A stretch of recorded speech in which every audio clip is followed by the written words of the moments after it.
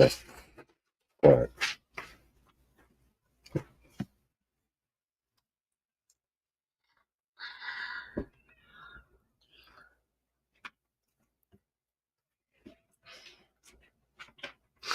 Welcome to the MasterMind Library. They call me Ferdinand, the bringer of balance, leader of many disciplines, and the host of the MasterMind Library, the home of the MasterMind Book Club.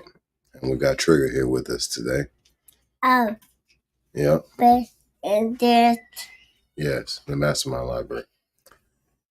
So as everybody knows, we've been reading from The Science of Mind. So today's episode 61, we're going to be diving into the nature of man. Very, very powerful material we have here. We're going to go ahead and dive right in. All right, let's make this a little bit larger for everybody.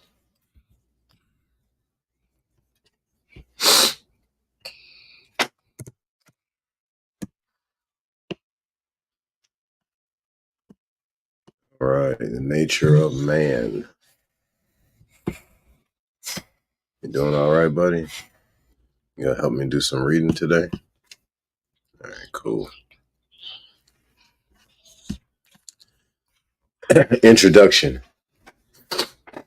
Mental science, which is the science of mind and spirit, makes a tremendous claim when it states that it can free the individual from the bondage of sickness, poverty, and unhappiness. But it makes this statement without hesitation and without qualification. It does not retract from that claim, and it never will. It does, however, carefully set forth the conditions under which it operates and the laws governing life, warning man that unless he understands these conditions and obeys these laws, he will not receive full benefit from the science of mind. The world has learned all it can through suffering. The world is beginning to realize that it has learned all it can through suffering and pain. Perhaps they were good in their place, but surely there can be no power in the universe which wishes man to be sick, to suffer pain, to be unhappy, and end up in the grave. Surely God cannot ordain that man should ultimately be other than a perfect expression of life. We should have no intellectual difficulty in realizing that even God himself could not make an automatic individuality. And this explains why man must suffer on the road to self-discovery. He must suffer not because pain is a necessity, but because he must have experience in order to become individualized. What individuality really means. Perhaps it would be a good idea to elaborate on this and explain just what individuality really means. Individuality means self-choice, volition, conscious mind, personified spirit, complete freedom and power to back up that freedom.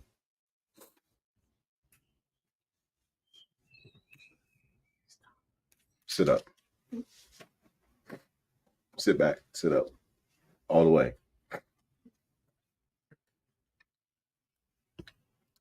All right. Back to what we were doing. Okay.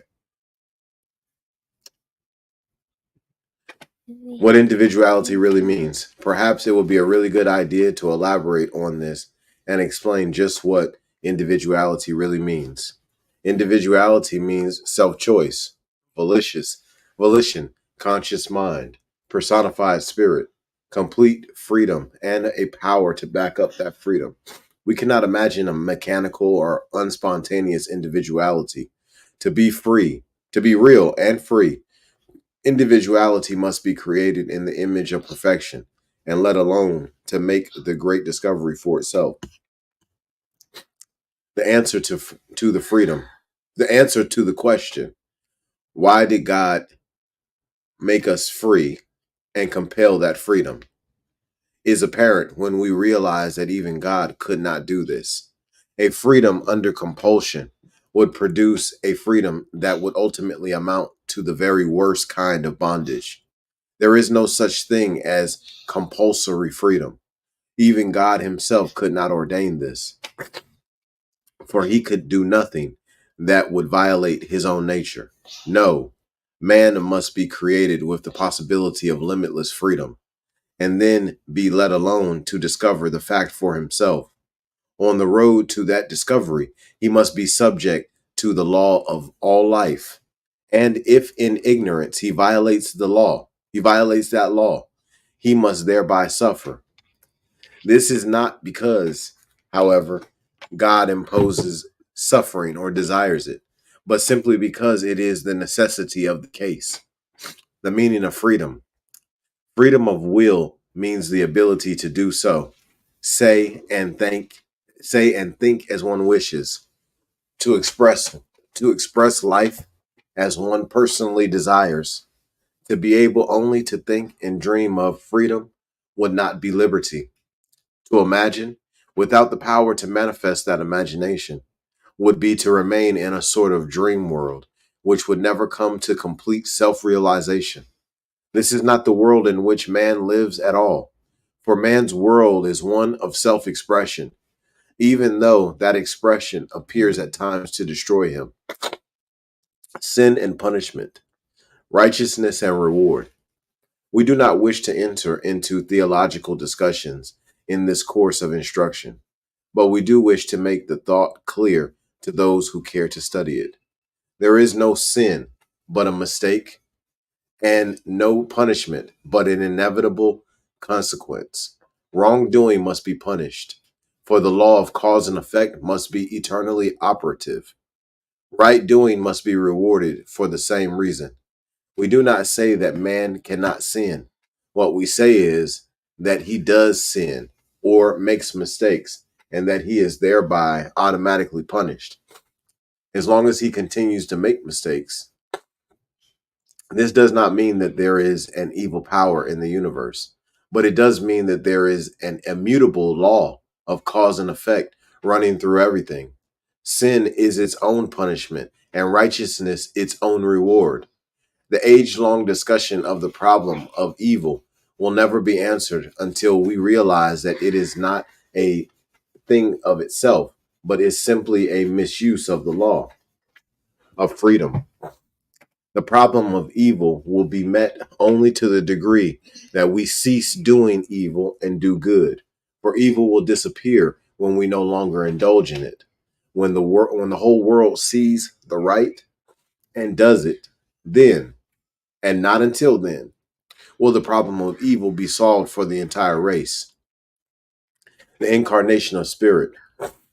To return to individuality, it is that which distinguishes man from the mere brute creation.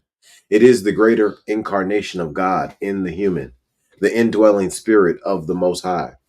Man created and left to discover himself. Man is created and left to discover himself. And on the road to this self discovery, he experiences the creations of his own imaginations, which ultimately show him the truth and lead to real freedom. There is an interesting myth in regard to the creating of man, which may serve to point out this fact. It is said that when the gods decided to make man and make him a divine being, they held a long discussion as to where would be the best place to hide his divinity. Some of the gods suggested that it be hidden in the earth, but others argued that someday man would penetrate the earth and so discover himself. It was then suggested that it be hidden in the depths of the sea, but this idea was rejected, for man would go under the sea and there discover, go under the sea and there discover his true nature.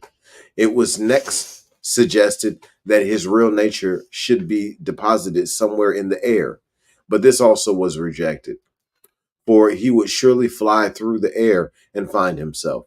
After a long discussion, it was finally agreed that the best place to hide man's divinity would be in the innermost nature of man himself, this being the last place he would look to find it. This discovery would not be made until he had all the experience necessary to complete a well-rounded life. The word is very nigh unto thee, in thy mouth and in thy heart, that thou mayest do it. Of course, this is a fable, but how clearly it sets forth the reality of the case. The word is really in our mouths, in our own mouths. And every time we say, I am, we are repeating it. For I am is the secret of nature and the emblem of eternity. The story of the prodigal son is the story of man's return to his father's house. How truly the poet puts it when he says that trailing clouds, trailing clouds of glory do we come from heaven, which is our home.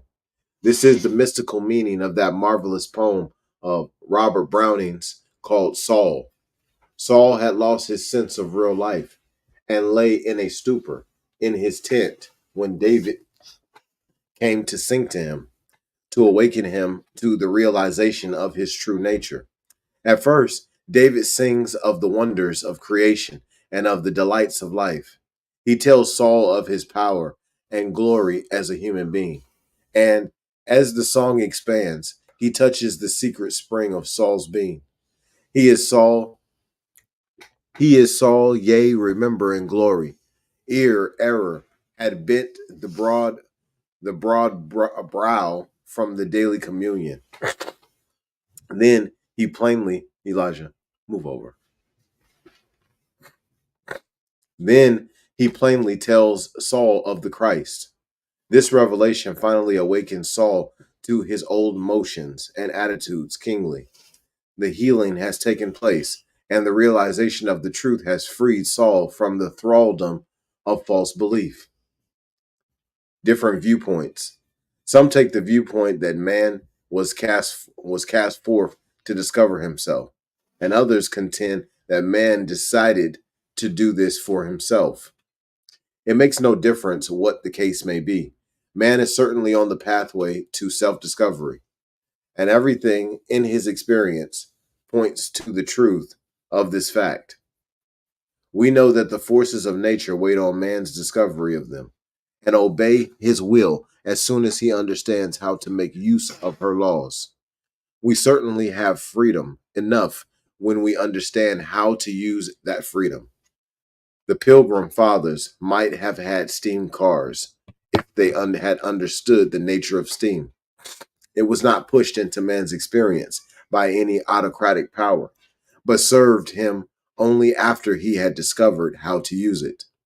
We might say the same of any and all of the laws that we now understand and utilize.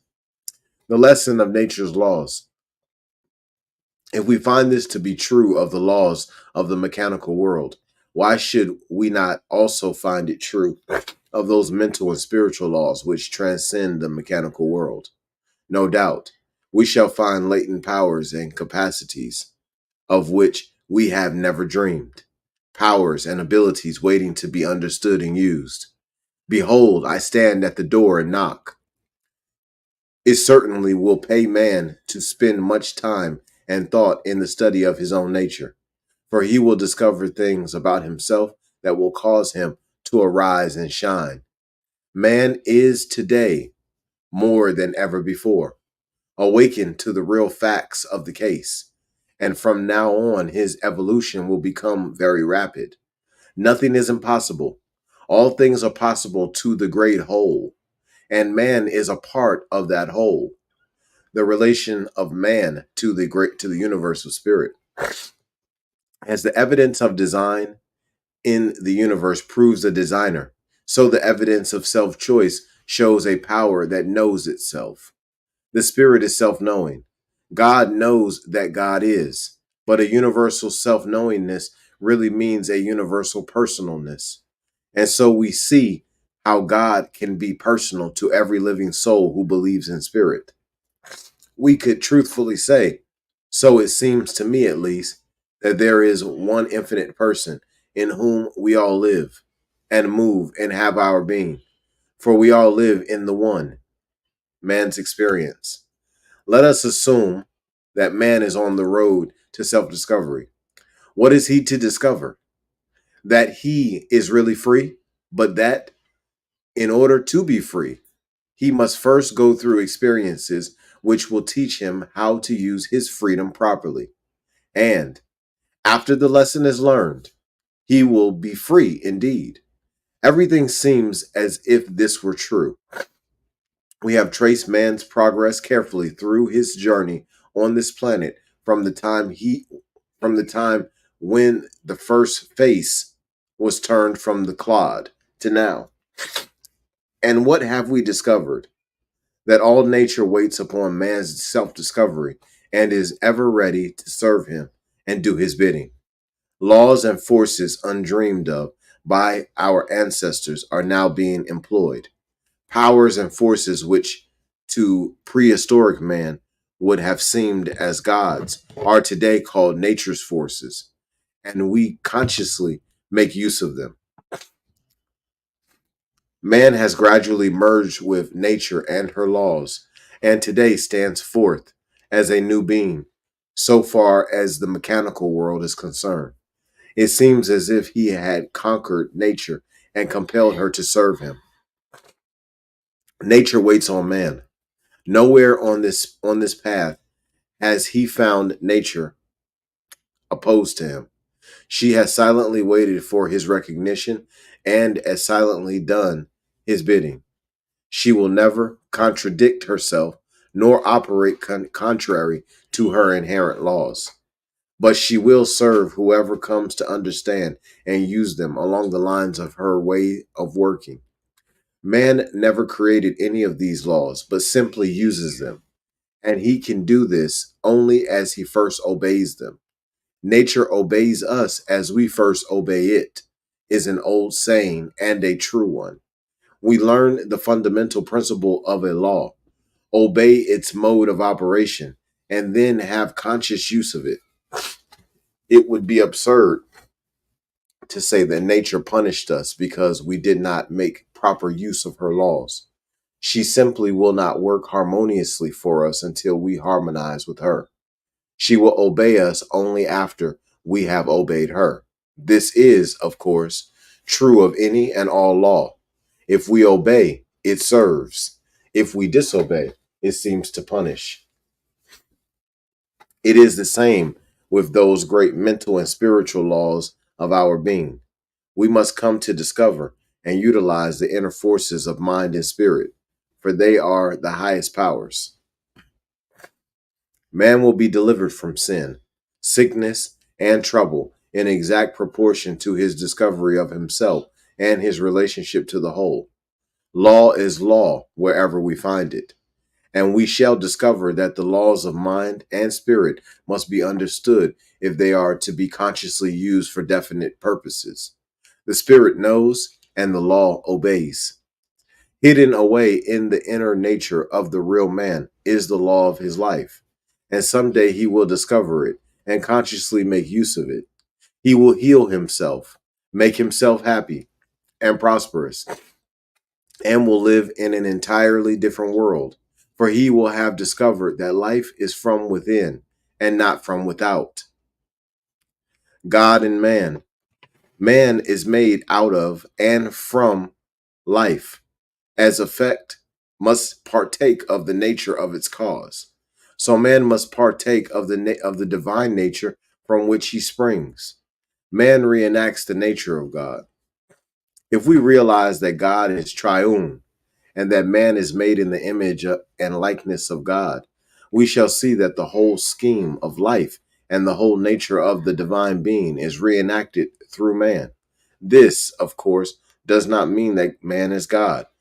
It means that in his small world of individual expression, his nature is identical with God's. This is what Jesus meant when he said, as the Father hath life within himself, so hath he given to the Son to have life within himself. A single drop of water is not the whole ocean, but it does resemble the ocean and does contain within itself the same qualities and attributes. We might say that man is in God and that God works through man. I and the Father are one. The kingdom of God is within you. And we might add, God's in his heaven. All's right with the world. Two ways to reason. There are but two processes of reasoning known to the human mind, inductive and deductive. And from these two ways of reasoning, all of our reasoning, all of our knowledge of life has come. Inductive reasoning is the systematic process of reasoning from a part to the whole. Deductive reasoning is the process of accepting certain conclusions as truths and drawing other conclusions from them. It is reasoning from the whole to a part. For instance, in inductive reasoning, we would say that everything happens just as if there were what we call electricity, and that is everywhere present. Deductive reasoning says that since electricity is everywhere present, it is always where we are and can always be generated from any center. Using these two methods of reasoning to deduce the nature of God, we may start with the assumption that God is, drawing all our conclusions from this premise, or we may carefully study the nature of man and the universe and so draw the conclusion that a God must exist. Whichever method we use will lead to the same conclusion, namely, that there is a divine being and that man is made in his image and must reenact and portray the same character, the same attributes as the life from which he came. Nothing happens by chance. Nothing in the universe happens by chance.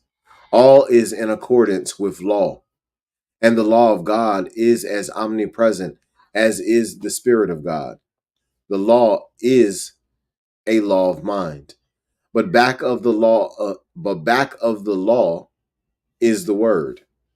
All things were made by Him, and without Him was not anything made that was made.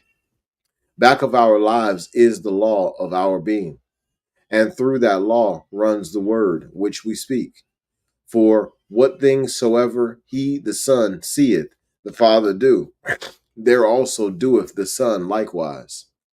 Many are waking up to the facts. Thousands of people, thousands of people today are beginning to realize this and put it into operation.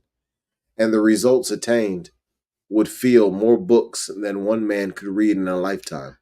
Thousands today are using the silent power of mind to heal their bodies and bring prosperity into their affairs. And the law is always working in accordance with the belief of those seeking to use it. As the universe is run by an infinite mind, so man's life is controlled by his thinking. Ignorance of this keeps him in bondage. Knowledge will free him. One by one, people will investigate the truth and put it into operation. And the time will come when disease and poverty will be swept from the face of the earth, for they were never intended to be. They are simply the byproducts of ignorance, and alone will erase enlightenment alone will erase them. The time has come to know the truth. The hour of freedom has struck. The bell of liberty is ringing. And let him that is athirst come. Let us then plunge more deeply into our own natures and into the nature of the universe and see if we shall not find treasures undreamed of, possibilities never imagined, and opportunities which the fawn thought. Yearning for freedom has often, in our vision of the greater life, given us. Prove me now, herewith, saith the Lord of hosts, if I will not open you the windows of heaven and pour you out a blessing that there shall not be room enough to receive it. A wonderful experiment. It would be a wonderful experiment for anyone to begin to live as if this promise were true, to talk, think, and act as though there were a limitless power attending him on his journey through life, as though his every act were directed and guided into expressions of peace, health, happiness, and harmony. It is surely worthwhile, and understanding will make the way so clear before us that we shall someday come to see the logic of it. And then, indeed, shall we really begin to live. Our lives, fortunes, and happiness are in our own hands to mold as we will, provided we first obey the law and learn how to make conscious use of it. With all thy getting, get understanding. An old adage, but today as true as ever. It has been the teaching of all ages that man reproduces the divine nature. And if he does, we shall expect to find in his nature the same qualities that we suppose must be in the nature of life itself. What psychology teaches about man's nature? A study of the psychological nature of man verifies the belief in the Trinity running through all life. Man is self-conscious. Of this we are sure, for he can say, I am. This fact alone proves his claim to immortality and greatness. In psychology, we learn that man is threefold in his nature, that he has a self-conscious mind, a subconscious mind, and a body. In metaphysics, we learn that the three are but different attributes of the same life. Man's self-conscious mind is the power with which he knows. It is, therefore, one with the Spirit of God. It is, indeed, his only guarantee of conscious being, the self-knowing mind. It is from this self-knowing mind that man is able to realize his relationship with the whole, for without it, he would be unhuman and most certainly not divine. But since he has it, he must be divine. It is the self-knowing mind alone that constitutes reality, personality, and individuality. It is the image of God, the essence of sonship, and the personification of the infinite. Man's unity with the whole. We recognize then in man's self-knowing mind his unity with the whole. For while a drop of water is not the ocean, yet it does contain within itself all the attributes of the limitless deep. Man's self-knowing mind is the instrument which perceives reality and cognizes or realizes truth. All illumination, inspiration, and realization must come through the self-knowing mind in order to manifest in man. Vision, intuition, and revelation proclaim themselves through man's self-knowing mind. And the saints and sages, the saviors and Christs, the prophets and seers, the wise and learned, have all consciously perceived and proclaimed this fact. Every evidence of human experience, all acts of kindness and mercy, have interpreted themselves through man's self-knowing mind. All that we may know, say or think, feel or believe, hope or long for, fear or doubt, is some action of the self-knowing mind. Subjective memories we have, and inner, unexpressed emotions we feel. But to the self-knowing mind alone does realization come.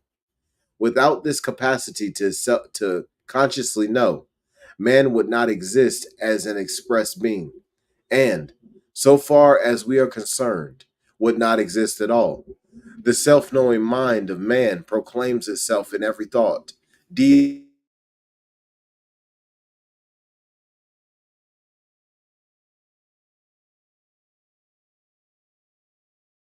array of facts at our disposal. It would be foolish to suppose that man's self-knowing mind is any other than his perception of reality. It is his unity with the whole, or God, on the conscious side of life, and is an absolute guarantee that he is a center of God consciousness in the vast whole. Unity with law. We will say then that in spirit man is one with God. But what of the great law of the universe? If we are really one with the whole, we must be one with the law of the whole, as well as one with the spirit.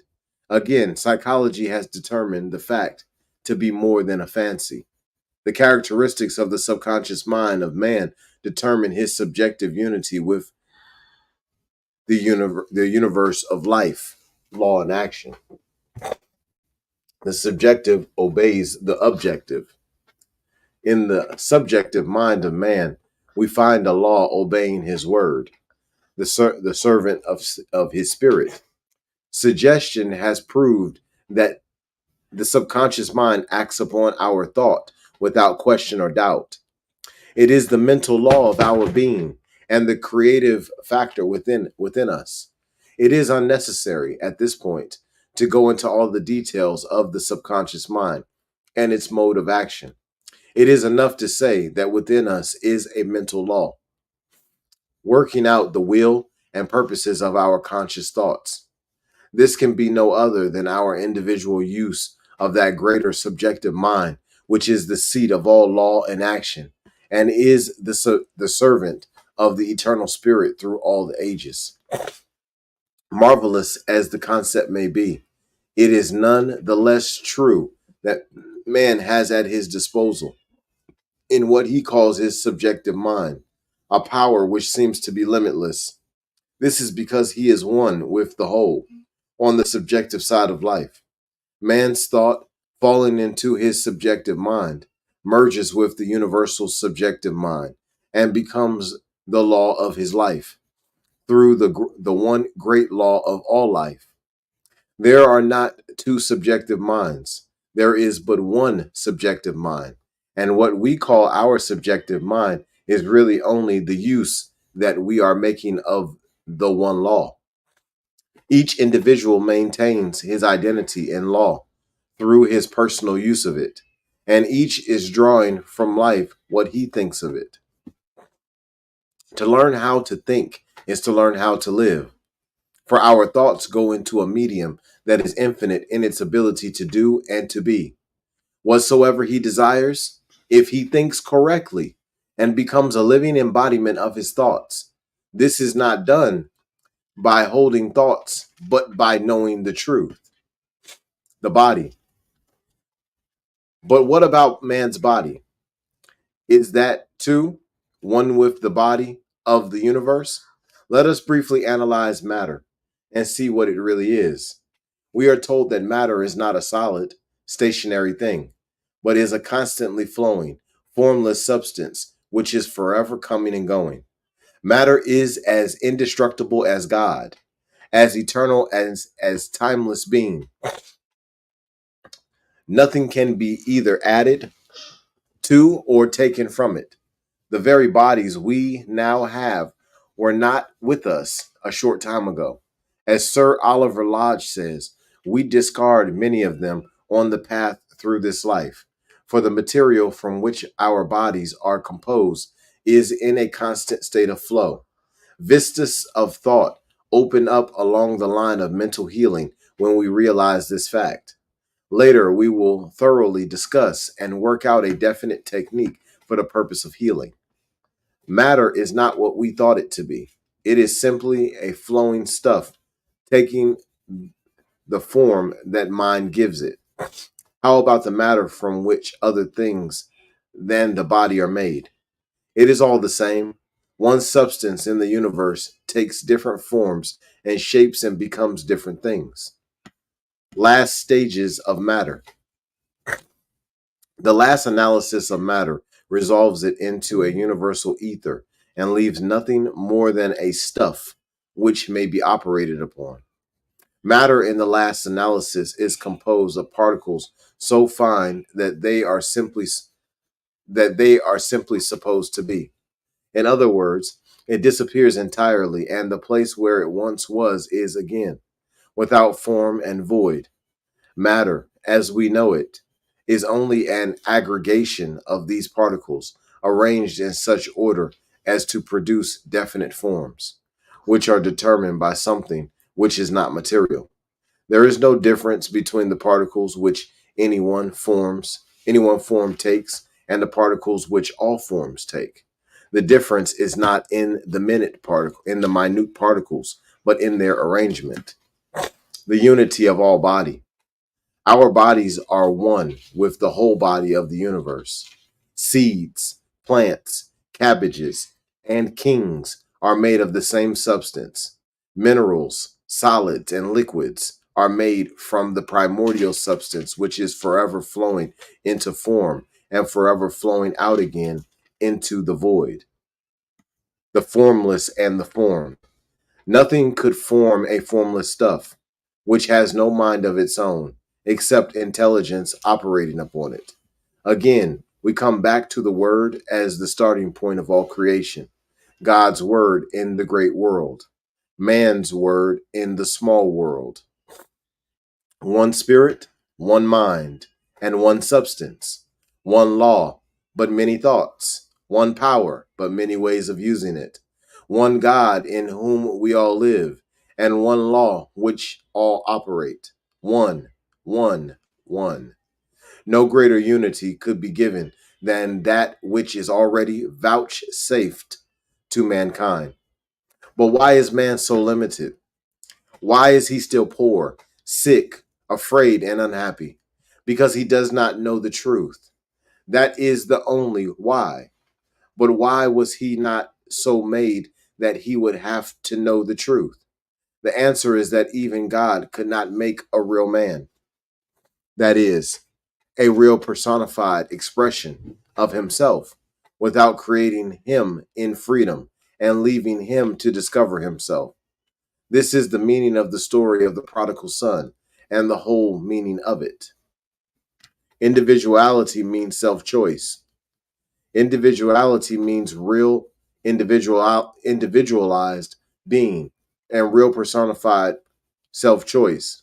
We could not imagine an individuality without self-choice.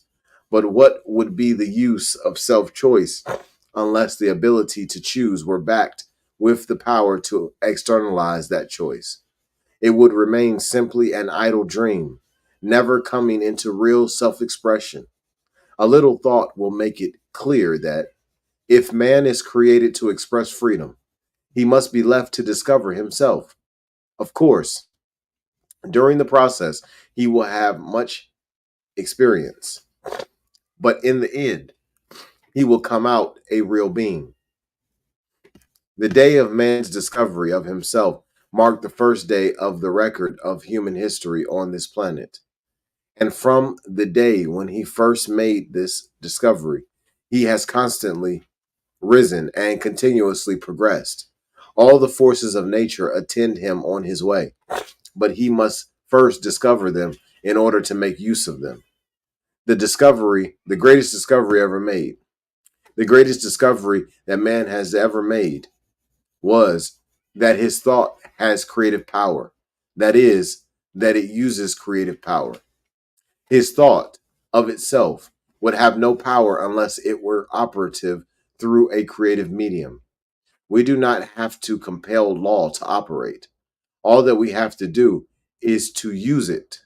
The law of mind is just like any and all other laws of being. It simply is a complete unity. We have now discovered a unity with the whole on all three sides of life, or from all three modes of expression.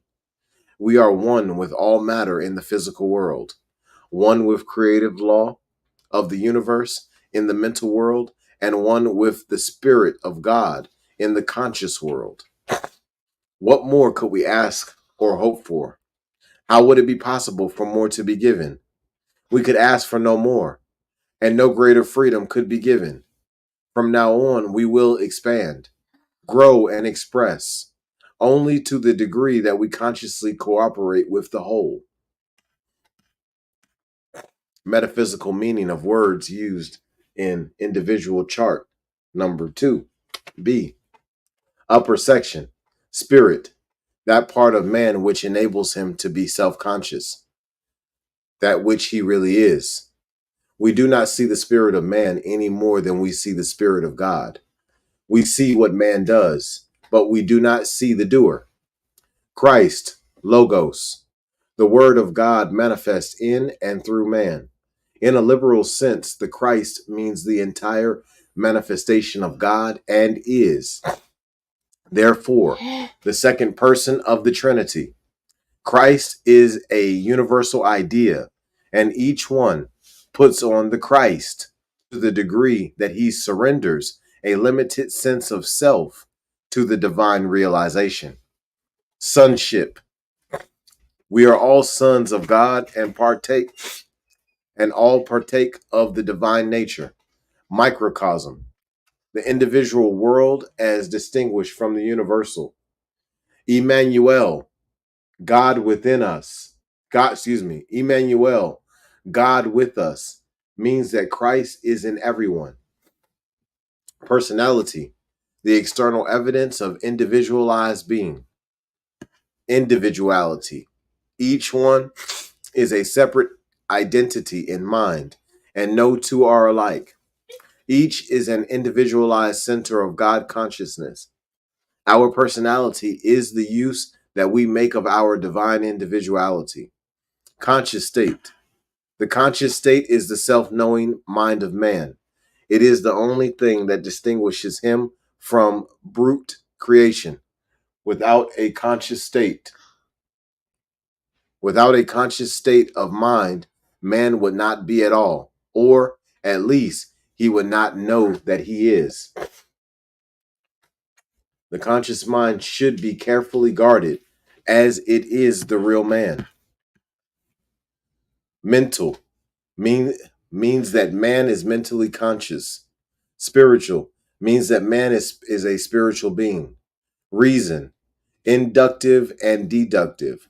The conscious mind of man can reason both inductively and deductively. It can reason from the whole to a part, or from a part to the whole. Will means conscious ability to determine. Choice, ability to differentiate and choose. Volition, power to act independently. Intellect, mental quality of analysis. Purpose, determination with incentive. Decision, ability to choose. Middle section. Soul, the subjective side of life. Man's place in the one subjective mind of the universe. His identity in mind. Man's soul life reenacts the soul life of the universe with which it is at one. Subjective. The soul is subjective. Read again the meaning of subjectivity as given in the universal chart. Subconscious. The soul is subjective to the conscious thought. Unconscious. Word used in psychoanalysis to denote soul. It is a poor way of expressing soul life, for it really is not unconscious. It is subconscious, but certainly not unconscious. Consciousness. Another way of saying soul. The Bible says soul. The psychoanalysis says unconscious. The psychologist says subjective or subconscious. And the metaphysician says consciousness. All have the same meaning. Karma. The subjective law of tendency set in motion by the individual. The mental law acting through him. Karmic law means the use that man makes of his mentality. Karma is not kismet, for kismet means fate, and karma simply means the mental tendency. Karma is both individual and universal. Aura, mental atmosphere or vibration. It extends from a few inches to a few feet around the individual and can be seen by many people. And y'all can see there, universal spirit, unity, descent of spirit, particularization, universal subjectivity. All right, hold on. Some water. There you go. Drink you some water.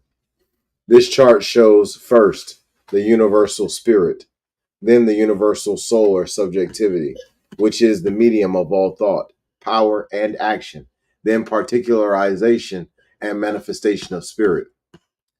The point drawn down through the center symbolizes the descent of spirit into matter or form.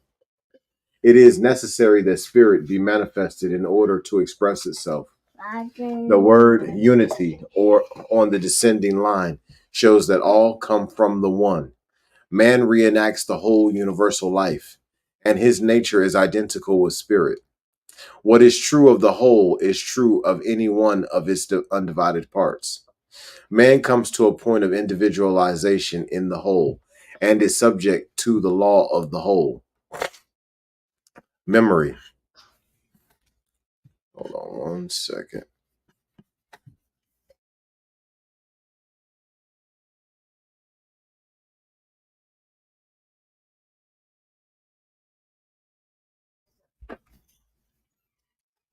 All right. Memory. The soul or subjective mind is the seat of memory and retains within itself everything that the individual has ever said, thought, seen, heard, felt, read, or been told, and indeed everything that has ever happened to him. It also contains race memory and may or may not contain much of what we call cosmic purposes.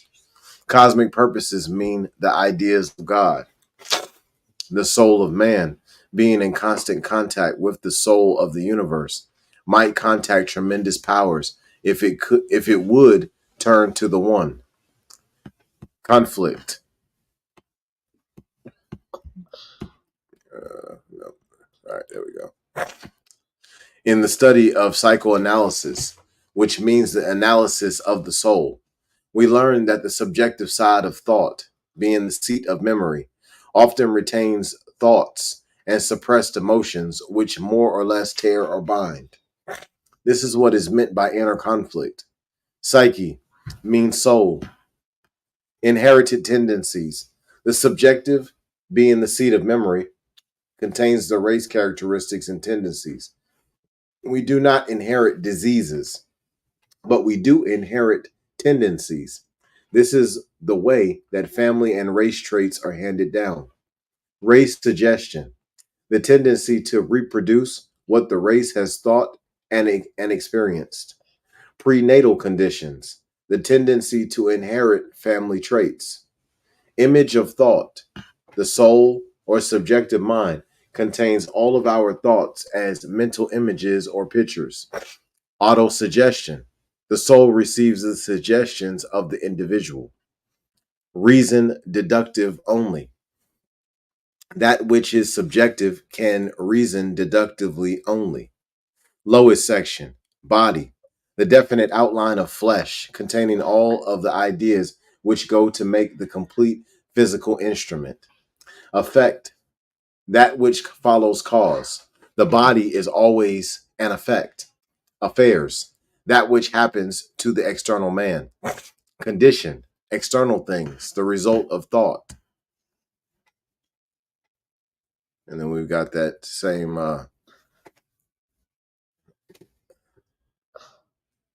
example on the screen. This chart shows how man reenacts the whole and is subject to the law of his own being. If the meaning of this chart is carefully studied, it will be made plain that man thinks consciously and that his conscious thought becomes the law of his life. The upper section stands for the self-conscious man. The middle section stands for the subconscious man. And the lowest section stands for the man as he appears in the flesh and in the conditions of his life. Results, conditions. Health, result of correct thinking. Disease, result of wrong thinking. Destiny, result of what man thinks. Riches, result of a consciousness or supply. Poverty, result of limited thought. Business, result of thought. Vocation, the thing that our thought causes us to do. Profession, same as vocation. Occupation, same as vocation. Reason, none. Everything in the body of man, as well as in his affairs, is the result of what he thinks. Nothing is the external, nothing in the external is a cause, and nothing that happens causes itself to happen. Things have no power to reason, but are always the result of some inner cause. The nature of man. In the first lesson, we studied the universal chart. We are now taking up the individual chart. Whatever is true of the universal is as a whole must also be true of the individual as some part of this whole. Man is evolved from the universe and is a self-conscious, thinking center of living spirit, and as such, he must, in his nature and being, reproduce the universe. This is what Jesus meant when he said, as the Father has as the Father hath life in himself, so hath he given to the Son to have life in himself. Inherent life means real life. The whole cosmic scheme must be reproduced on the plane of the individual, if there is an individual. We must expect to find in man, therefore, the same inherent attributes that we find in the universe from which he springs. Chart number 2A symbolizes first, the universal spirit. Next, the universal subjectivity, which is called the soul of the universe. And third, the particularization or manifestation of universal spirit. We have marked unity on the descending line because the spirit emanates and particularizes itself at the point of our personality becoming what we call man. It is essential that we realize the unity of life, i.e., the unity of God and man on all three planes. Let us start with the objective plane, matter of body. Matter or body, devoid of mind or intelligence, has no volition. It may be permeated with intelligence, but it is not intelligent. It is one with the body of the universe. Now, what do we know about the soul? Remember the things that were discussed in connection with the qualities of the soul of the universe, and you will find all of them depicted in what is called the psychological, subjective nature of man. For our subjective or subconscious mind reproduces all the attributes belonging to the universal mind. When we turn to the spirit of man, we find that it is one with the spirit of God. That is man is a self-conscious thinking, choosing center of individualized intelligence or God consciousness in the great whole. So we find man is one with all matter in the material world, one with the soul of the universe in the subjective world, and one with the spirit of God in the conscious world. What we call our objective or conscious mind is as much as we know of God and life. The objective mind is the spiritual mind for which we have been looking, but it is not fully developed. If this were not so there if this were not so, there would be no mind with which to look. The objective mind must be the spiritual mind of man, since it is the only thing about him which knows that it has life and is conscious of itself. The whole of spirit is potentially focused in our individual, objective consciousness. But we have not yet evolved to a realization of this, except in a small degree. Back of the objective mind is the subjective mind or soul, which is the medium through which intelligence operates. There is but one universal subjective mind or soul, and what we call our subjective mind is simply our use of universal subjectivity. For our subjective mind is not a thing apart, but is our place in universal subjective mind, and our place in it is the use that we make of it. Spirit. Turning to the chart of man, chart number 2B, we find that the spirit of man is his conscious state of mental and spiritual being, that this mental state is equipped with decision, will, choice, volition, intellect, and purpose. We find that it is individuality, personality, and is called Emmanuel or God with us. It is the microcosm within the macrocosm, which means the little world within the big world. It is also called the image of God. It is sonship. It is sonship, the sonship of the Father. It is the Christ or Logos, which means the Word. It can reason both inductively and deductively, and is the only thing known to us that can reason both ways. Soul. We find that on the subjective or soul side, man is subconscious. But subconscious does not mean unconscious. Subconscious means subjective to the conscious thought, compelled by reason of its subjectivity to receive what is put into it. The term unconscious is used by psychoanalysis. Consciousness is the word that some use in speaking of the soul side of life. It is karmic law because it is the use that we are making of universal subjectivity. Karma means the law of cause and effect. Soul contains the memory because it is the receptacle for the seeds of our thought. It is psyche, soul, psychic. This is where we get the word psychoanalysis, analysis of the soul. It contains the inherent tendencies because it is the seat of memory. Also contains race suggestion, for we are not dealing with a separated or isolated subjective mind, but with the one subjective mind. There is a vast difference between thinking and having three or four minds and thinking of having but one, which all use. Its reasoning capacity is deductive only, yet it contains an intelligence which is infinite compared with the human concept of intelligence. Body. Next, we come to the body of man, which is simply the effect of what his thought has been in mind. Body, affect, affairs, conditions, health, disease, destiny, riches, poverty, business, vocation, profession, results, occupation, any word that stands for the externalization of man's thought and endeavor, we class as a part of the body. What a man has, as well as what he is the result of the subjective state of his thought.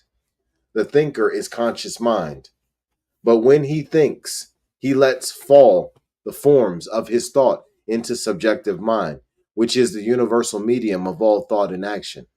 And as the result of this, the creative medium at once sets to work to produce the thing thought of. This is the way that nature works, and it is the way that man works, although he is just waking to this realization. Plotinus, Plotinus, who was one of the Neoplatonic philosophers, personifying nature, said, I do not argue, I contemplate. And as I contemplate, I let fall the forms of my thought. This is the way nature creates. It contemplates through its conscious mind. As the result of its contemplation, it lets fall the seeds of its thought into the universal subjective, which, being law, produces the thing thought of. Now, we must expect to find, and we do find, the same thing reenacted in man. This means that whatever man thinks, whatever it is, whatever he calls good or bad, falls into this universal creative medium, is accepted by it, is at once acted upon, and begins to take form, and unless neutralized, tends to become a thing in the objective world. When we realize that as we deal with our own individuality, we are dealing with self conscious mind. And when we realize that as we deal with subjective mind, we are dealing with the universal subjectivity, we see at once that we have at our disposal a power compared to which the universal intelligence of the human race is as nothing, because the universal subjective mind, being entirely receptive to our thought, is compelled by reason of its very being to accept that thought and act upon it, no matter what the thought is. Since we are dealing with an infinite power, which knows only its own ability to do so, and since it can objectify any idea impressed upon it, there can be no limit to what it could or would do for us other than the limit of our mental concept. Limitation could not be in our could not limitation could not be in principle or in law, but only in the individual use that we make of it. Our individual use of it can only equal our individual capacity to understand it, to embody it. We cannot demonstrate beyond our ability to mentally conceive or to mentally provide an equivalent. We must have a mental equivalent of the thing we want in order to demonstrate. Subjectivity is entirely receptive and neutral, as we have learned, and it can take our thoughts only the way we think them. There is no alternative. If I say, I am poor, and keep on saying, I am poor, subconscious mind at once says, yes, you are poor, and keeps me poor as long as I say it. This is all there is to poverty. It comes from impoverished thinking. We deal only with thoughts, for thoughts are things. And if the thought is right, the condition will be right. An active thought will produce an active condition. Suppose I have thought poverty year after year, I have created a law which keeps on perpetuating this condition. If the thought be unerased, the condition will remain. A law has been set in motion which says, I am poor, and sees to it that it is so. This is, at first, autosuggestion. Then it becomes an unconscious memory, working day and night. This is what decides the law of attraction, because the laws of attraction and repulsion are entirely subjective. They may be conscious to start with, but they are subconscious as soon as they are set in motion. Now suppose I did not say I was poor, but came into the world with an unconscious thought of poverty. So long as that thought operated, I would be poor. I might not have understood the law, but it would have been working all the time. There is also a race suggestion which says that some people are rich and some are poor.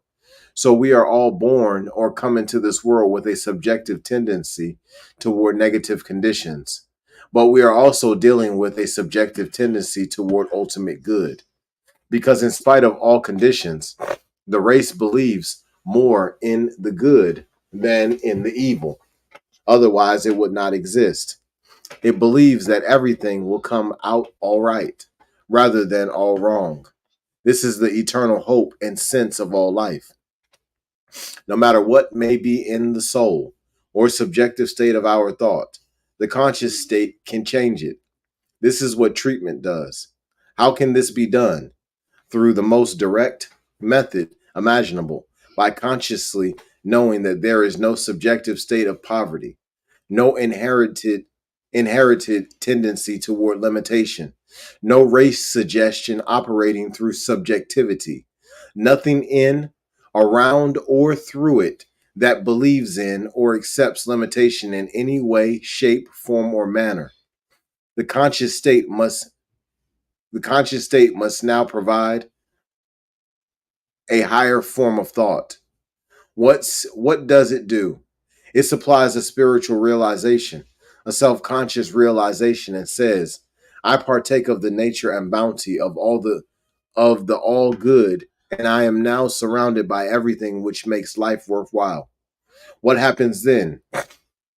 This soul side of life, this universal medium, at once changes its thought, because its thought is deductive only, and says, yes, you are all of these things. Whatever is held in consciousness until it becomes a part of the subjective side of thought must take place in the world of affairs. Nothing can stop it. The reason we do not demonstrate more easily is that the objective state of our thought is too often neutralized by the subjective state. There is more fear of poverty than there is belief in riches. As long as that fear remains, it is sure to produce a limited condition. Whatever is subjective must objectify. Matter is immaterial, unknowing, unthinking, and plastic in the hands of law or mind. And law or subjective mind, which is entirely unvolitional but not unintelligent, is compelled by its own subjectivity to receive the thought of the conscious mind, which alone can choose and decide. It follows then that whatever the conscious mind holds long enough is bound to be produced in external affairs. Nothing can stop it. because we are dealing with universal law. This is called divine principle. It is the medium in which we all live, move, and have our being on the subjective side of life, our atmosphere in universal subjectivity, the medium through which all intercommunication takes place on every plane. It follows from what we have said that any suggestion held in creative mind would produce its logical result, no matter what that suggestion might be. If it were a suggestion of destruction, it would destroy, for this is a neutral field. If it were a suggestion of good, it would construct. Christ and Antichrist. The spirit of Christ means that mentality which recognizes the law and uses it for constructive purposes only. The spirit of Antichrist is the spirit of the individual or class of individuals who, understanding the law, use it destructively. The meaning of the flood or deluge, which is recorded in every sacred scripture we have read or heard of, is that a race of people were upon the earth who came to understand psychic or subjective law as being the servant of the spirit. They understood themselves to be spirit, but they did not understand the harmonious unity of spirit. They had arrived at an intellectual concept of the law, a very clearly defined mental concept. But that knowledge and wisdom were not used for constructive purposes. They used it destructively. And what happened? The confusion which took place in the psychic world or the psychic atmosphere of this planet caused its physical correspondence in the form of the deluge or flood.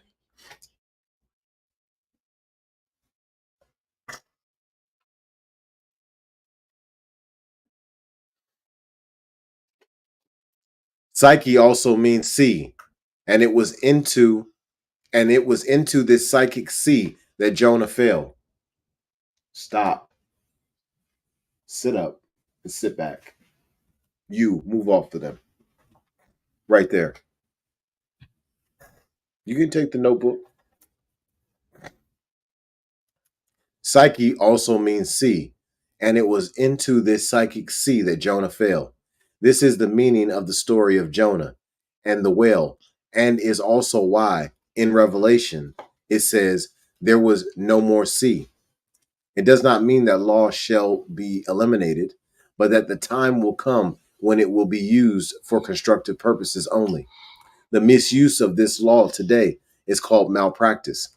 We have no fear of malpractice because it can be practiced only upon the person who believes in it. If we say to mind, there is no such thing as malpractice, there being only one ultimate reality as far as we are concerned, we are free from it. Against such, there is no law. We recognize subconscious mind as the great servant of our thought. It is the medium through which all treatment operates. How do we contact this universal subjective mind, which is the medium through which healing and demonstration take place? We contact it within ourselves and nowhere else. It is in us, being omnipresent. Our use of it, we call our subjective mind, but it is universal subjectivity.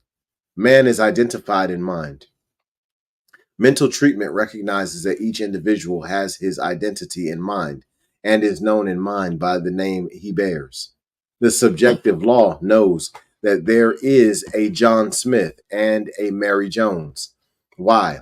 Because John Smith and Mary Jones know that there is a John Smith and a Mary Jones. But it only knows about them what they know about themselves. Being subjective to their thought, it could not know anything else. Consequently, whatever John Smith and Mary Jones say, it says, accepts, and does. This is a marvelous concept. Unless we have thought it out, it may seem rather startling, but it means this, that the law absolutely accepts us at our own valuation. Now, this does not mean that it accepts us at an assumption of valuation, but at the actual valuation. It can reflect to us only the actual embodiment of ourselves. It is the deep inner conviction that we carry which decides what is going to happen. So we are each known by the name we bear, and each is daily making some statement about about that name. When we say I am this or that, we are involving in mind statements, which mind in turn produces as conditions. Treatment. In treatment, we turn entirely from the condition because so long as we look at a condition, we cannot overcome it. That is why the mystic said, "Behold my face forevermore. Look unto me, and be ye saved, all the ends of the earth." That is, look up and not down. It is useless to treat one's business because business is an immaterial thing. It is an unthinking, unknowing thing. A lot of stuff in form, a lot of forms and stuff. That which decides what the business shall be is in consciousness or mind. Consequently, we must involve in mind a correct concept of the business, seeing it as we want it to be. And when we have seen it that way long enough, it will be so. How long will it take? Until the subjective side of thought accepts the new concept as true, or until we have neutralized the old concept. Jesus had a great understanding, and he gave a clue to that understanding when he said, "The prince of this world cometh and findeth nothing in me." He meant that race suggestion found no mental correspondence in or equivalent in him. His consciousness was so clear that it operated directly from the spirit. The aim of evolution. The aim of evolution is to produce a man who, at the point of his objective thought, may completely manifest the whole idea of life, i.e., bring the concept of unity to the point of particularization, finding nothing in the law to oppose it. The reason Jesus was able to become the Christ was that at the objective point of his thought, there was a complete realization of the unity of the Spirit and the absoluteness of his word. His spiritual and physical faculties, his objective and subjective mind were completely poised and perfectly balanced. It is evident that if this took place in any individual, his word would be manifested likewise. It would have to be, because behind the word is universal soul, omnipotent law, divine principle is limitless, but it can only be to us what we believe it is.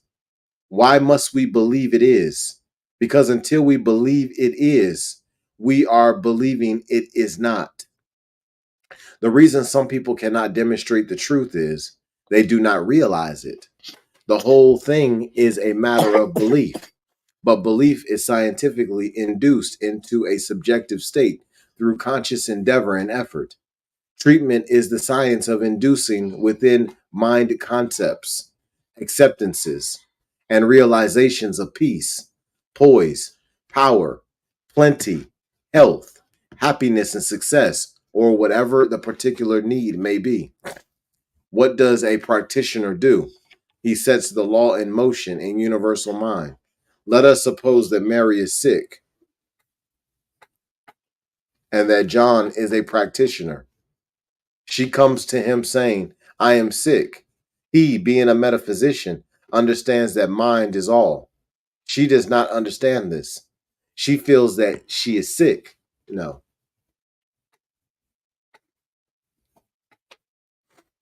But he knows that all sickness is mental. He does not try to hold a thought over her, nor does he try to suggest anything to her, for that is not mental treatment. He simply declares the truth about her. He speaks her name and says, "This word is for her. She is perfect. She is well." In other words, he contradicts what appears to be and declares the truth about her. What happens? A law is being enacted on the subjective side of life.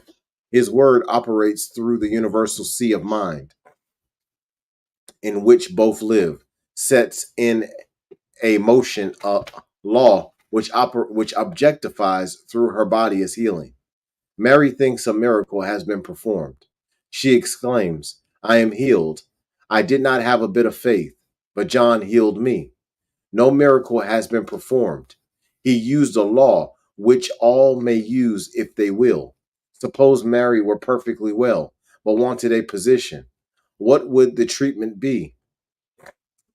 It would be the same. John would state in mind that what should be done for Mary.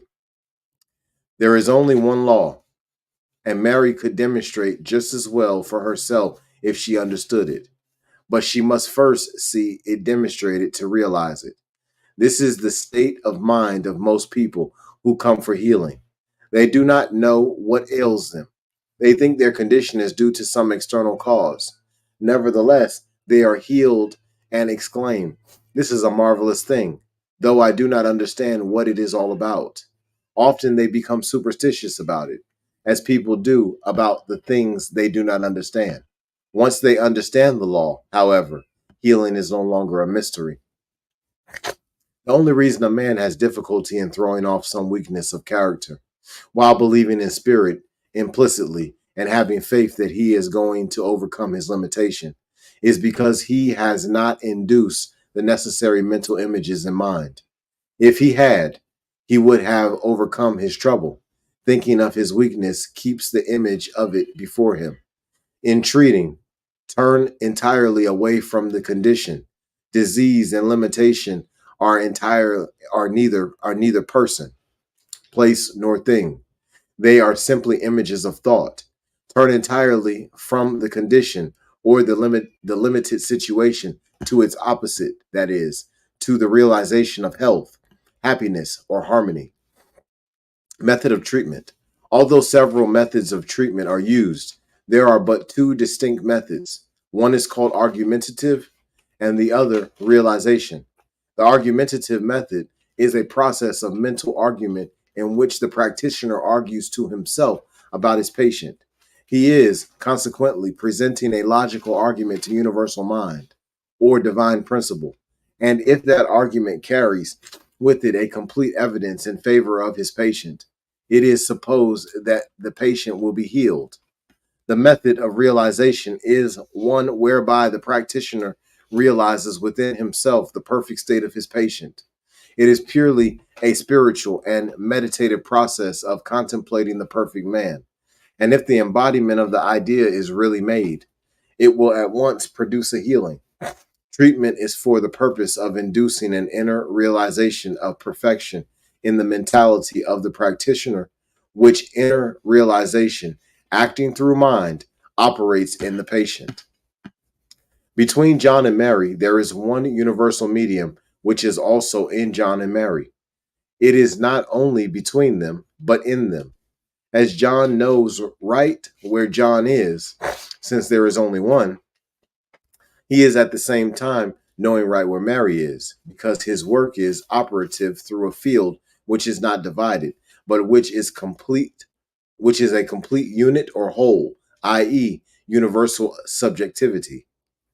As he knows within or upon himself, he is setting in motion the law, which operates through the person whom he mentions in his treatment, no matter where the patient may be. There is no such thing as an absent treatment, as opposed to a present treatment. Mary must have a consciousness of health before the healing can be permanent. It will have to become a part of her subjective thought. If the consciousness did not change, she would perpetuate the old thought images and would get sick again. And that is why, in treating, people get well for a while and then become sick again. They are not permanently healed unless the consciousness is healed. A treatment begins and ends within the thought of the one giving it. The practitioner must do the whole work within himself. He must know the truth. And as he does that, he sets in motion the law. A thing which is known by any part of the universal mind is known by every part of it, for it is an undivided whole. When you know in one place, you know everywhere. When you give a treatment, you do not send out a thought, or hold a thought, or give suggestion. A treatment is a positive thing. If you are treating a certain John Smith, you say, If he is not present, I am treating John Smith of such and such a place. Then you forget all about him as a personality and give your treatment. It is not necessary to specify the trouble. Once in a great while, you might find yourself mentioning a thing in order to make some statement against it. But probably that is not the best way. Of course, there are certain thoughts back of certain things, and a knowledge of the disease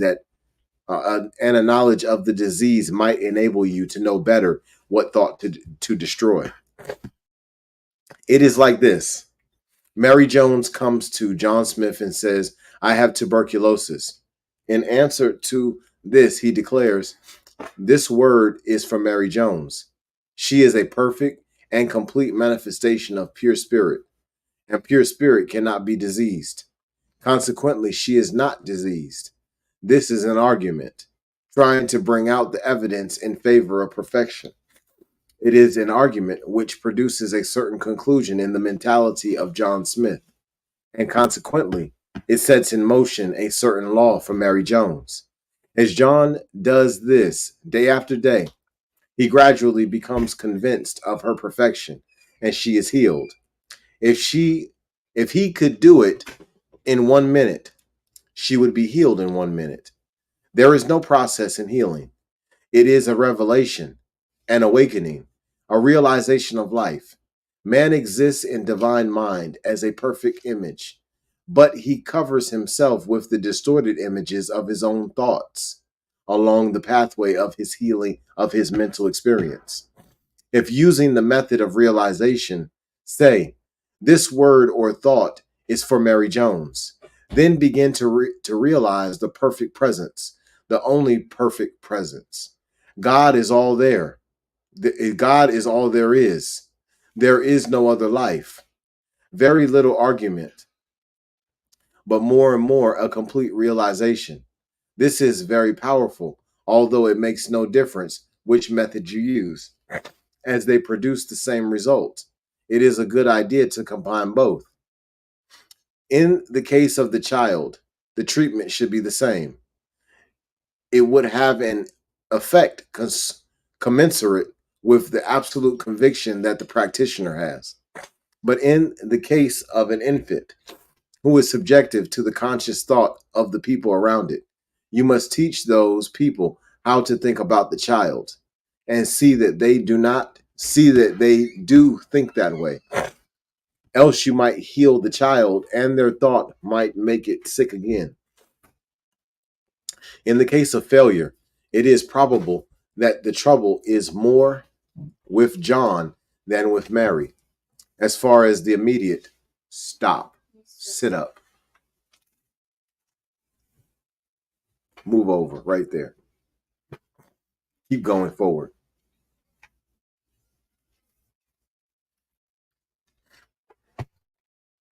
However, in the case of failures, it is probable that the trouble is more with John than with Mary, as far as the immediate healing is concerned. However, diseases are the direct results of certain habitual mental attitudes which people entertain, and unless those mental attitudes are changed, there will be no permanent healing. It is the business of the practitioner to discover what those attitudes are and to change them. It is also the business of the practitioner to show people why they are as they are and to teach them how to overcome undesirable attitudes. In giving a treatment, you talk to yourself about somebody else. We must grasp the idea of universal subjectivity and potentiality of all things, the divine creative medium. This is the principle through which we are to demonstrate the healing of the body or of the condition. And it acts accurately and mathematically because it is the law of cause and effect, subjective law. When we think from conscious intelligence or spirit. We will say that the thought becomes subjectified, i.e., it goes into the subconscious mind. But what is man's subconscious mind? It is his atmosphere or mental vibration in universal subjectivity. There is no such thing as your subjective mind and my subjective mind, meaning two, for this would be duality. But there is such a thing as the subjective state of your thought and of my thought in mind. This should be made very clear, for here is where psychology and metaphysics separate, i.e., their understandings are different. When we think into a universal creative medium, a receptive and plastic substance which surrounds us on all sides, which permeates us and flows through us. We do not have to think that we are thinking in it or upon it. For when we do think into it and upon it. There is no other place that we could think, since it is omnipresent. As each subjectifies himself in consciousness, he is building around himself a mental atmosphere, and nothing can enter this unless he allows it to, through the avenues of his own thought. But his thought might be conscious or unconscious. In most cases, it is unconscious, but the student of truth is learning to consciously control the stream of thought that he allows to enter his inner and creative mentality. Thought and creative medium. Thought is an inner movement which is the result of one's perception of life and his reaction to it. Every time this movement takes place, it takes place within mind, upon cause, according to law. We are, without question, dealing with the same power that molds the planets and all that is upon them. And the limit of our ability to prove this is not in principle, but is in our understanding of it, in our ability to incorporate within ourselves an embodiment of our ideals. Each is the logical result of his own thinking. We are dealing with a neutral, creative power, just as we would be in the case of electricity or any other natural force. It is on a higher plane, for it is the power of intelligence. As we think into this universal mind, our thought, in its externalization, will reach its own level, just as water will reach its own level by its own weight and without effort. This is in line with necessity, for the universe, in order to be at all, must be self existent. What is meant by the self existence of the universe? This means a universe which is its own reason for being, a universe which exists by virtue of itself, being all.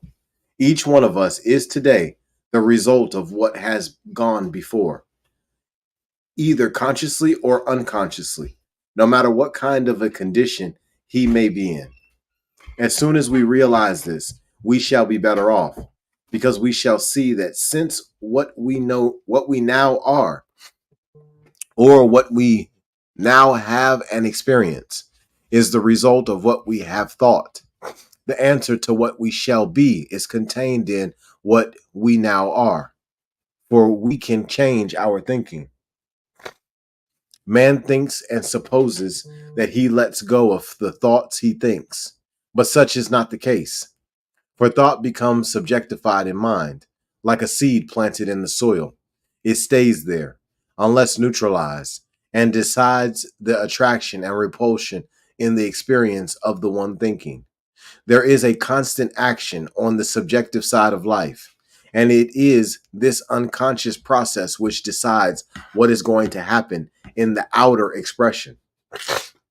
Whatever we think, act, believe in, feel, visualize, vision, image, read, talk about. In fact, all processes which affect or impress us at all are going into the subjective state of our thought, which is individualized use of universal mind. Whatever goes into the subjective state of thought tends to return again as some condition,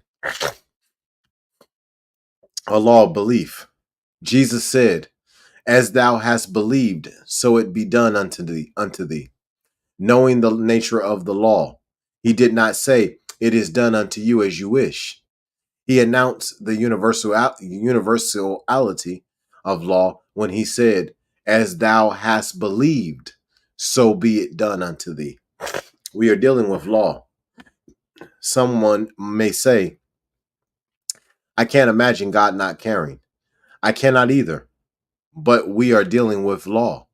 Does the law of electricity care whether it cooks the dinner or burns the house down?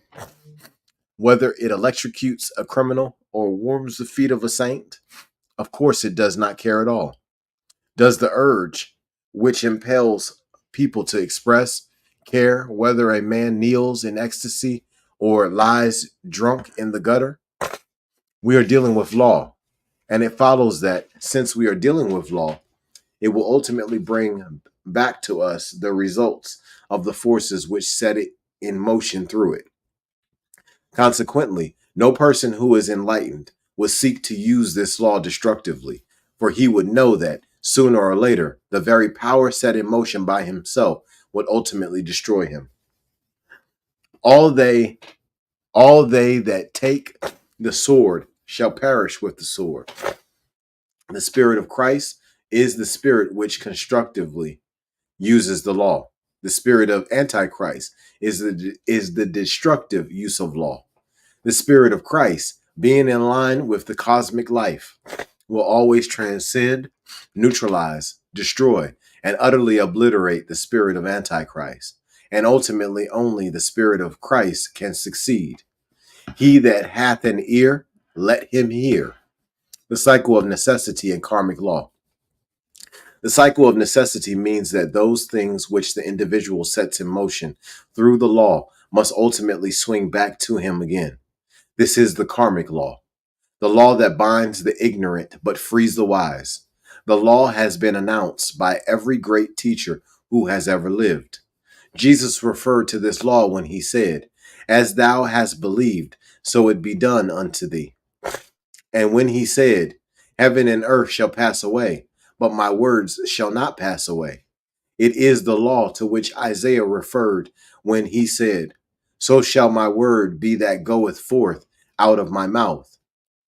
It shall not return unto me void, but it shall accomplish that which I please." This is the law which today is called divine principle, or the law of cause and effect.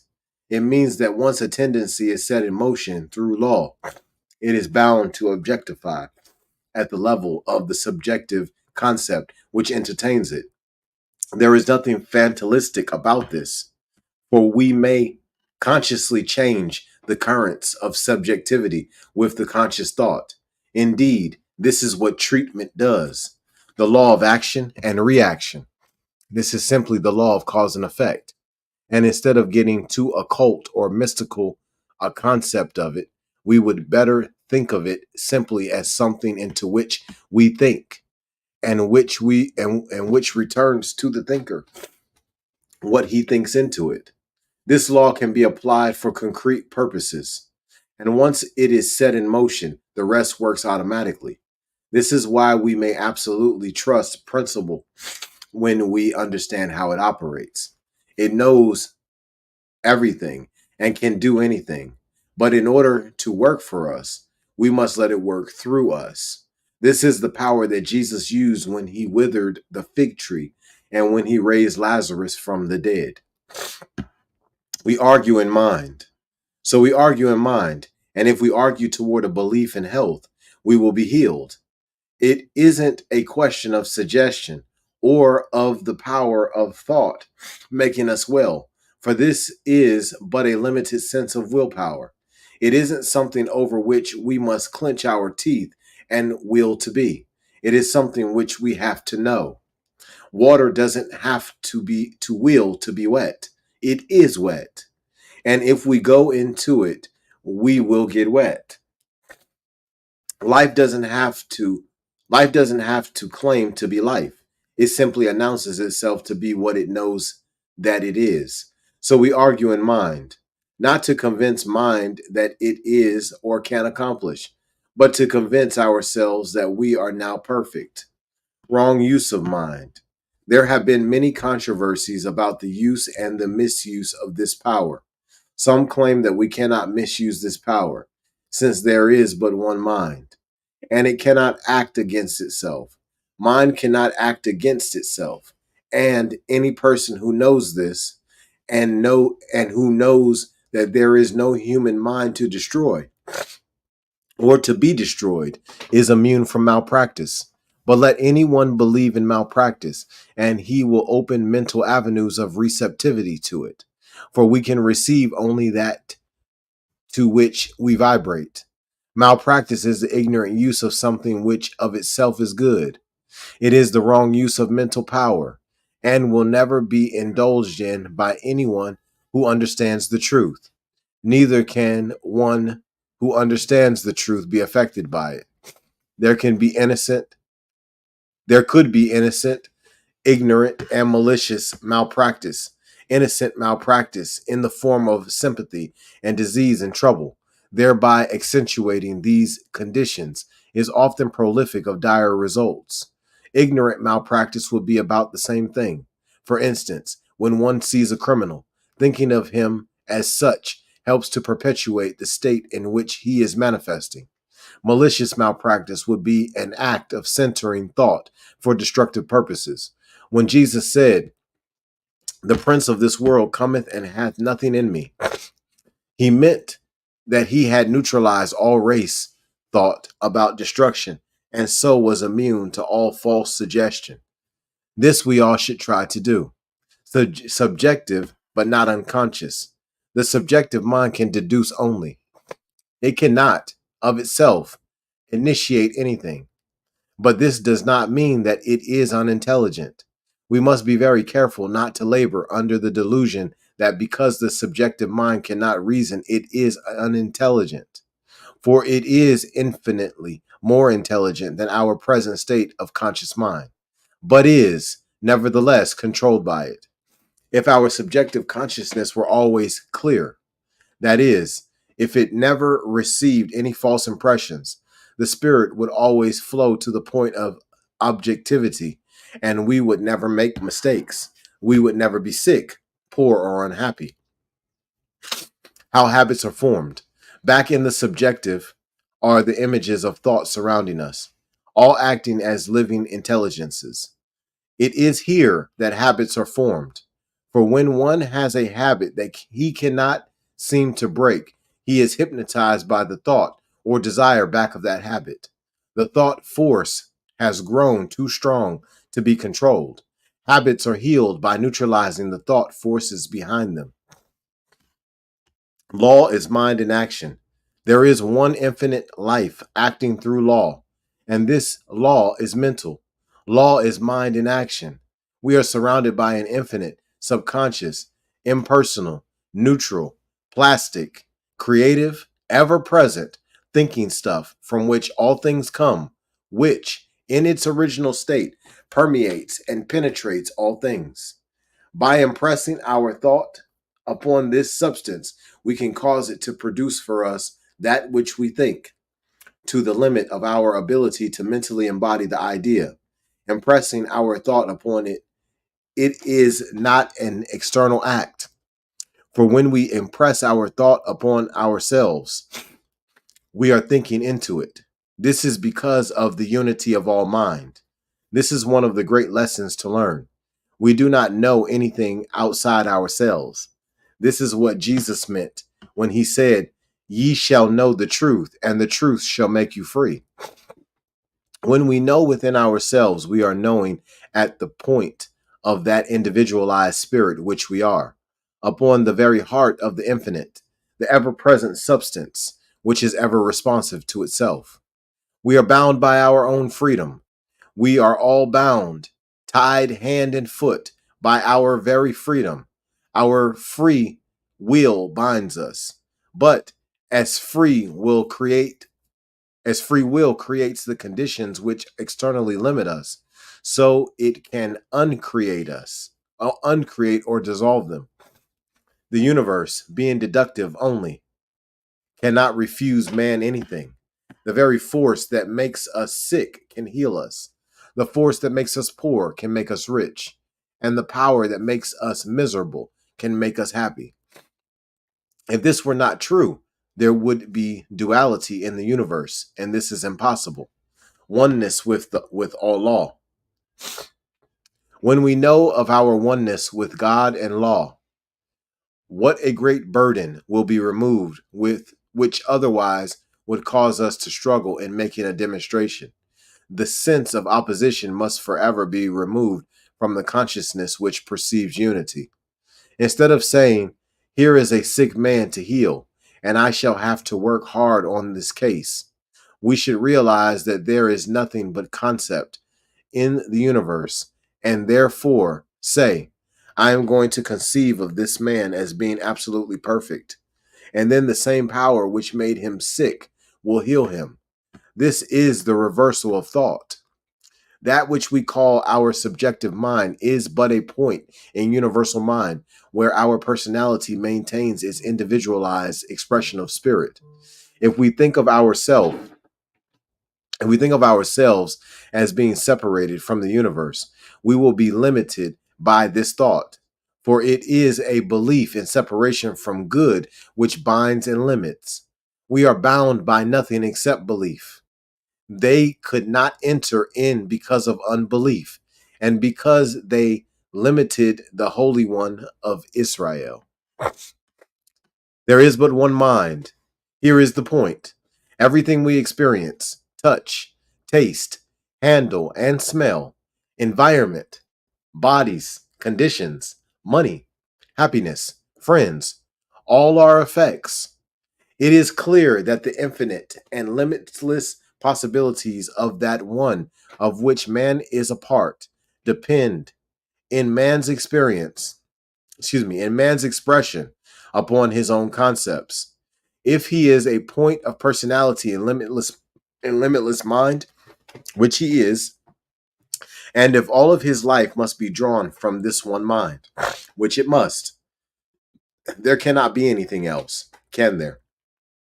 And if there is nothing else, if there is nothing to move but mind, and if man is a thinking center in mind, nothing is going to happen to him that does not happen through him. Whether this is the result of his own erroneous conclusions, those of his grandfathers, or the race to which he belongs, it is impossible to conceive of anything ever happening to anyone unless the force back of it was set in motion by himself, sometime or somewhere. But this is not fatalistic. This is not fatalistic, for we may change the chain of causation which we have set in motion. Everything comes from intelligence. There is nothing but unity. There is nothing but freedom. There is nothing but completeness. There is nothing but totality. Begin at the beginning and reason this out time after time till doubt disappears. For you will be neutralizing that subjectivity which rises to slay you. It is necessary that each do this for himself. Demonstration.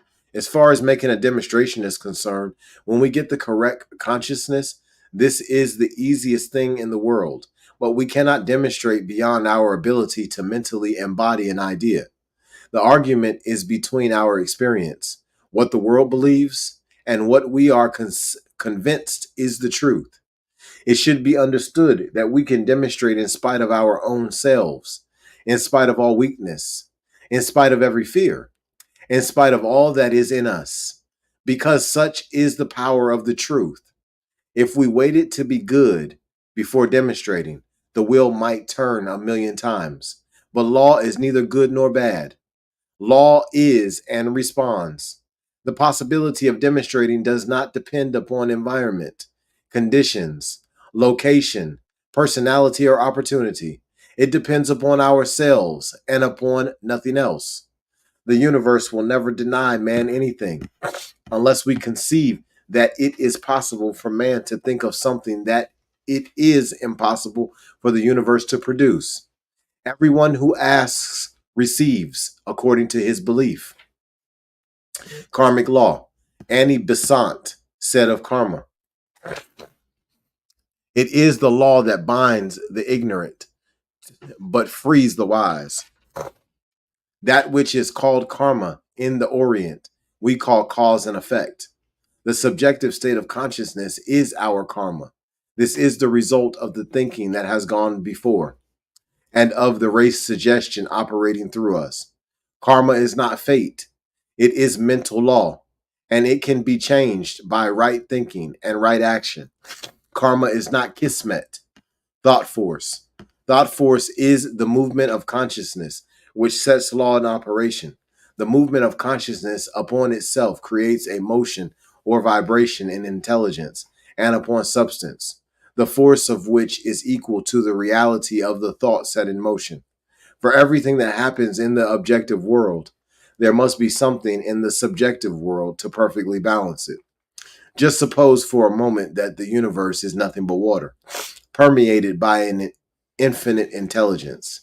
Imagine that every time this intelligence moves or thinks, an icicle is formed in the water, exactly corresponding to the thought. We might have countless numbers of icicles of different forms, colors, and sizes, but these icicles would still be water. If we could heat the whole mass, it would melt, and all the forms would again become fluent. Nothing would have changed but form. This is all there. This is all there is to matter. It is spirit in form, and as such is perfectly good. To deny matter is poor logic. First is intelligence, then the word, the vision, the image, the concept, then the movement to the thing. Remember, thought is an actual working power. Otherwise, there would be nothing with which the universe could be run. Choosing thought. We have a right to choose what we shall induce in mind. The way that our thoughts are to become manifested, we cannot always see, but we should not be disturbed if we do not see the way, because effect is potential in cause. I am Alpha and Omega, and all that comes between cause and effect. Cause and effect are really one. And if we have a given cause set in motion, the effect will have to equal this cause. One is the inside, and the other is the outside of a concept or idea. A practitioner's work begins and ends within himself. If in doing mental work, the thought should come that the thing cannot be done, you must treat this thought as having no power, but only as an impersonal suggestion trying to gain entrance to your mentality. Realize that there is nothing in you that can hinder you from demonstrating the truth. If one says to himself, I am filled with life, health, strength, and vigor, and then goes down the street saying, I see a poor, blind beggar, a criminal, and a sick person, he is still treating himself just as much as when he affirmed that he was perfect. We are only as perfect as we perceive others to be. This does not mean that we shut our eyes to those who are in trouble, for we may have sympathy with the one having trouble without having sympathy with his trouble. We must have sympathy with all, for as one of the great prophets of the New Age said, the divinity of Christ was made manifest through the humanity of Jesus. A certain specific intelligent form or idea in mind will produce a certain specific concrete manifestation in matter equal to itself. There is one infinite principle, one infinite thought stuff, one infinite creative power, and countless numbers of form, which appear and disappear as the definite, specific, concrete thought behind them changes. A practitioner is one who changes the false thought and builds on the principle of truth, which executes and manifests the truth that the practitioner embodies. He can demonstrate to the limit of his mental ability. Hey, stop. Sit up. Right. Right.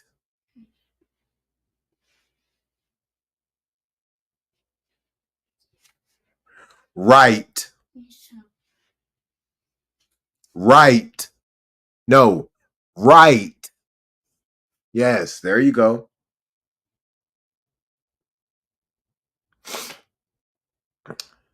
If one wishes to demonstrate prosperity, he must first have a consciousness of prosperity. If he wishes If he wishes health, he must embody the idea of health. A consciousness of health, happiness, and prosperity can be included within through right mental and spiritual practice. By consciousness is meant the inner embodiment of an idea, the subjective image of the idea, the mental and spiritual equivalent of the idea. Inducing thought. While a certain consciousness may be mechanically induced, of course, the more spontaneity put into the mechanical word, the more power the word must have. Since we all must begin right where we are, most of us will be compelled to begin with a mechanical process. This is more than faith, for it is a sure knowledge that we are dealing with law. Principle is changeless reality. That which we call personality is the instrument through which principle operates, but it can operate for the individual only by operating through him. It is never bound by the form that it takes, but is forever free. Principle feels all form, and not only feels all forms, but surges around them, and is in and through them. Ice is water, and water is ice. So God and man exist in an eternal state of unity. When one realizes that he is depending upon principle, he should educate himself to the point of realization of his ability to use it. We should always be impersonal in mental work. We do not have to be impersonal in life, for we are brought to the point of personality in order that we might enjoy each other. But in mental work, we are dealing with an impersonal principle. It will operate for us just as quickly as for another, because it is law. Dare to speak and to know that what you speak is the law unto the thing spoken. 1. Alone in consciousness with the infinite constitutes a complete majority. Knowing this in your own thought, work in perfect peace and calm. Always expect, have enthusiasm, and have a consciousness of love. That is, a radiant feeling flowing through the personality at all times. If one hasn't this, if one hasn't this, he should treat himself until he does have it. For without it, he is diseased in mind. Treat until you feel an inner sense of unity with the all good. There is one mind, and the moving impulse of this mind is love. In choosing words in treatment, say anything that will induce the right mental attitude. Giving formulas is a mistake, for how can anyone put a spontaneous thought into the mind of another? Anyone can stand in front of a dead man and say, "Arise," but who is going to have the consciousness to make this happen? All right, so let's take a break just real quick and let's figure out where we are. We need to go back to 110 in a second. Okay, so we are doing really good. Very good, actually. All right. Place no limit on principle. Know your own mind. Train yourself to think what you wish to think. Be what you wish to be. Feel what you wish to feel. And place no limit on principle. The word which you speak will be just as powerful as the words which Jesus spoke, if you knew it. But know this within and not only without. After all there is mental action and reaction. If you have reached the point where the inner consciousness produces all things, then your word is simply an announcement of reality. Hey, I said right. I didn't say turn the page, I said right.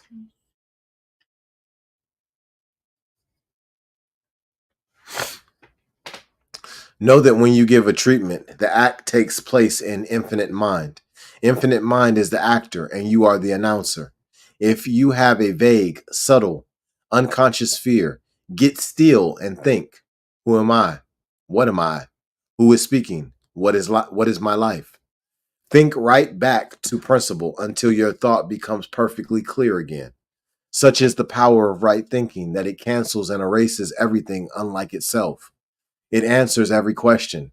solves all problems, is the solution to every difficulty. It is like the sunlight of eternal truth, bursting through the clouds of obscurity and bathing all life in glory. It is the absolute with which you are dealing and nothing less. Note, read carefully. Being and Becoming, F.L. Holmes. Door Lectures, T. Troward. From Existence to Life, James Porter Mills. Mind's Silent Partner, James Porter Mills. History and Power of Mind, Richard Ingalls. Recapitulation. Man reenacts the divine nature on all three planes. He is self-knowing in his conscious mind, creative through his subconscious mind, and has a body. He reenacts the trinity of being.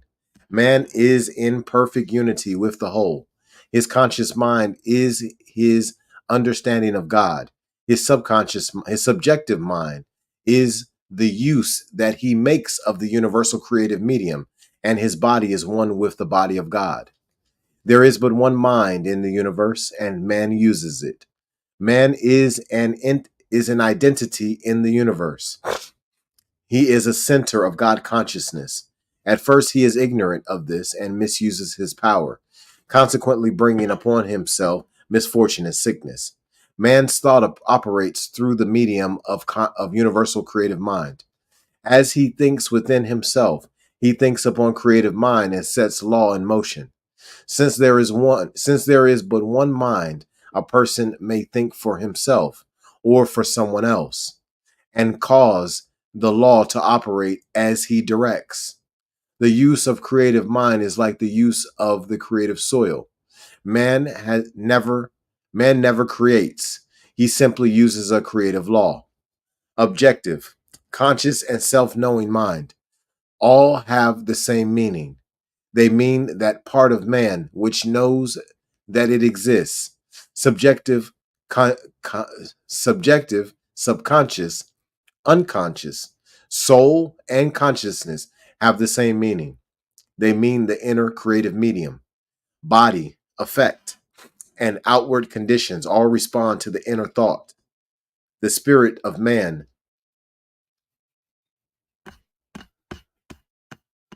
Okay, all right, cool. We're doing. Okay. The spirit of man. Where are we at? The spirit of man, which is his self-knowingness, is the only part of him which has volition or self-choice. All else is automatic law. Man's conscious thought, acting through law, may change any condition in his experience, provided he can clearly conceive of that condition as being changed. There is no limit to the law. The limit is not in the law, but in man's ability to embody the truth and constructively use the law. Remember, there is but one mind and one law which all people use, consciously or unconsciously, constructively or destructively. One spirit, one mind, one law, one substance, but many forms. There is only one ultimate reality, but within this one, there are many experiences. Man is within the one and draws from it any and all experiences in which he believes. As man thinks, he subjectifies thought and sets law in motion through the medium of the universal mind. This law works automatically until it is consciously changed. Man uses a power which is infinite as compared with the power of his conscious thought. Divine principle means universal subjective law. It is the medium of all thought and action, freedom and bondage, sickness and health, poverty and riches, heaven and hell, good and bad, big and little, happiness and misery, peace and confusion, faith and fear, and all conditions that appear as opposites are not really opposing powers, but are the way that the one power is used. Man has within himself the key to every situation, but he must come to realize his relation to the whole. That relationship is one of perfect unity. And that concludes that chapter. Powerful, powerful information, y'all. Telling you right now, this is a book you want to get your hands on and you want to read. This, The Science of Mind by Ernest Holmes. Powerful information. Helps us understand healing. Also helps us understand core ideology. Helps us to understand conditioning, psychology. Helps us to understand how the mind is programmed. Highly recommend you dive into this book. But until next time, expose your gift.